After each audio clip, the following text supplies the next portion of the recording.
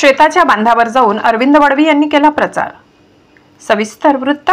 जशी जशी मतदानाची तारीख जवळ येत आहे तसतसा सर्वच पक्षांच्या उमेदवारांनी आपल्या प्रचाराचा जोर वाढवलेला दिसून येत आहे। जो तो आपल्या कल्पकतेचा आणि आकलन बुद्धीचा वापर करून आपापला प्रचार खेडोपाडी तसेच तालुक्याच्या मोठ्या बाजारपेठांच्या ठिकाणी करताना दिसत आहे। अशातच महाराष्ट्रात भारत आदिवासी पार्टी ही नवीन असून या पार्टीचे अधिकृत उमेदवार श्री अरविंद वडवी यांनीही आपला प्रचार जोरदार केला असून अख्खा नवापूर तालुका पिंजून काढलाय।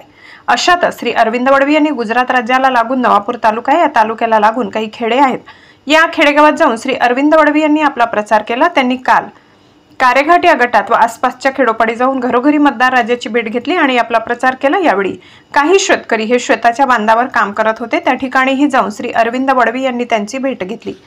शेतकऱ्यांना उद्भवणाऱ्या समस्या संदर्भात जाणून घेतले। त्यावेळी प्रचार करताना आदिवासी पार्टीचे कार्यकर्ते व पदाधिकारी मोठ्या संख्येने उपस्थित होते।